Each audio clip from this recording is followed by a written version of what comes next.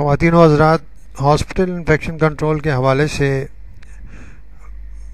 Discussion جاری ہے اور اس کے حوالے سے مضامین پیش کیے جا چکے ہیں اور مزید پیش کیے جا رہے ہیں۔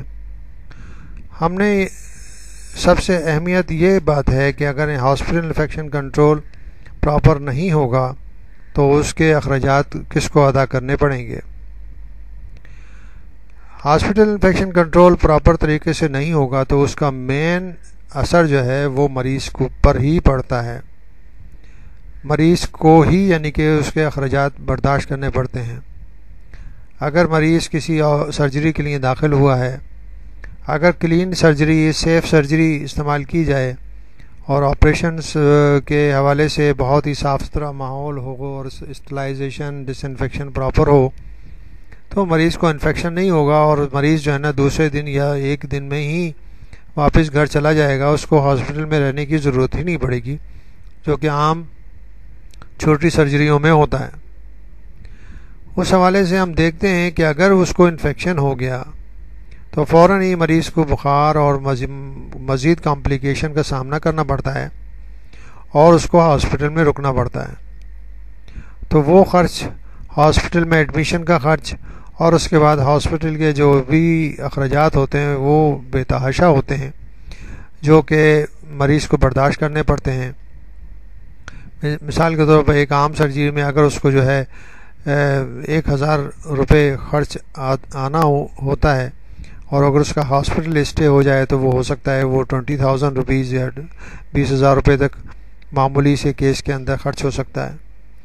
تو اس حوالے سے یعنی کہ آپ کو یہ اندازہ ہونا چاہیے کہ اگر infection control, hospital infection control proper نہیں ہے تو اس کا مین اثر جو ہے عام آدمی پر پڑتا ہے۔ ہمارے ممالک میں عام لوگ جو ہیں وہ بہت ہی غریب ہیں اور وہ اتنی استطاعت نہیں رکھتے کہ وہ اتنے بڑے اخراجات کو برداشت کر سکیں، تو اس حوالے سے بہت اہمیت کا حامل ہے کہ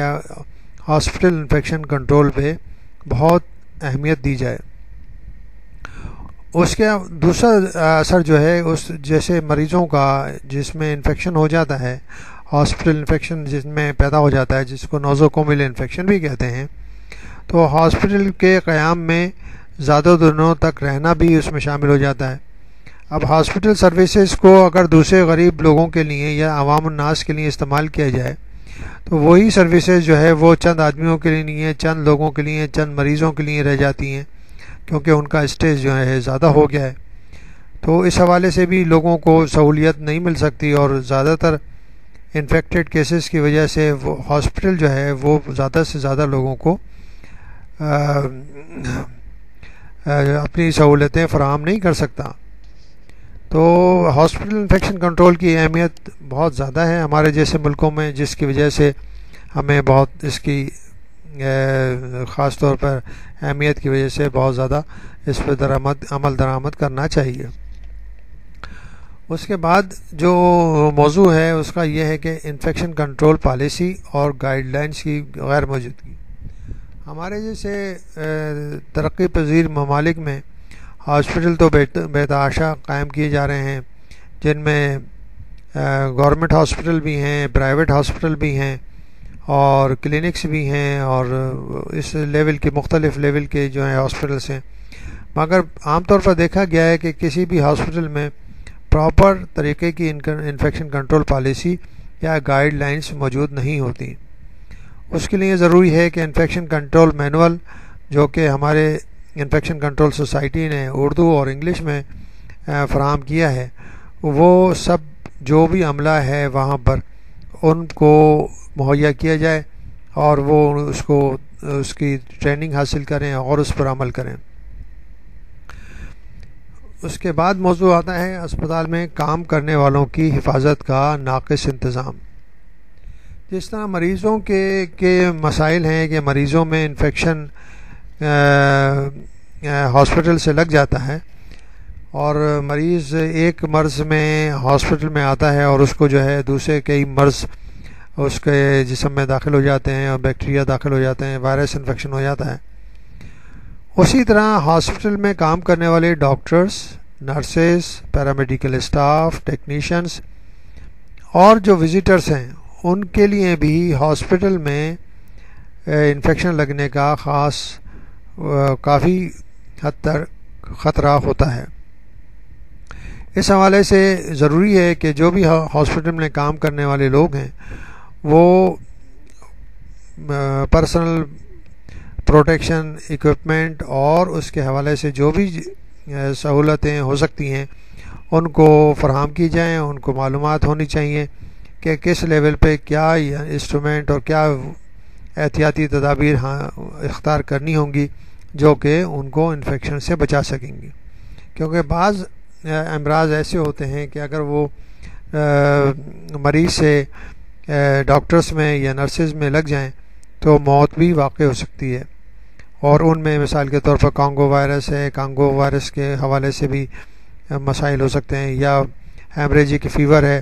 جس میں خون بہنے کی بیماری ہوتی ہے۔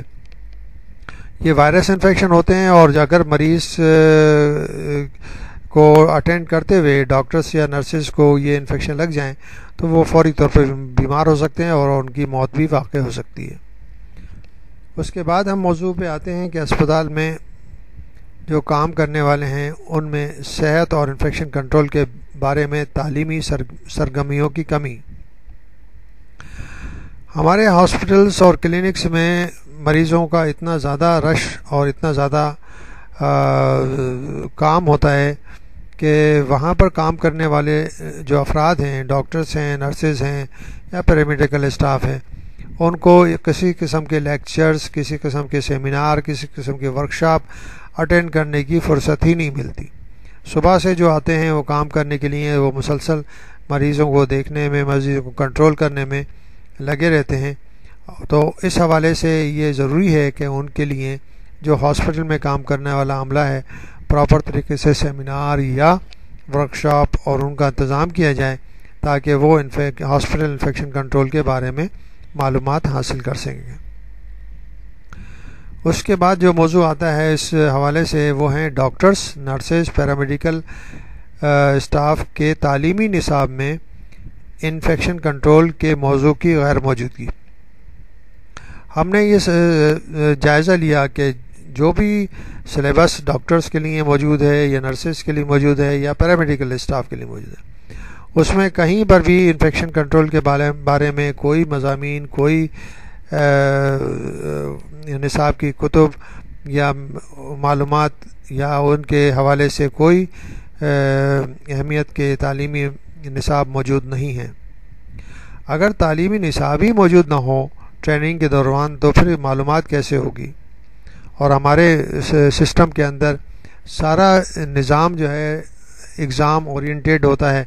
کہ ایگزام کے لیے لوگ پڑھتے ہیں، اس کے علاوہ پڑھنے کی ضرورت ہی محسوس نہیں کرتے۔ تو یہ سب چیزیں جو ہے وہ اہمیت حاصل کر جاتی ہیں کہ ان کے نصاب میں بھی شامل کیا جائے انفیکشن کنٹرول کے مضامین، نرسز کے، پیرامیڈیکل اسٹاف کے، ڈاکٹرز کے، تاکہ ان کو صحیح معلومات ہوں اور اس کو ایگزام میں بھی اہمیت دی جائے۔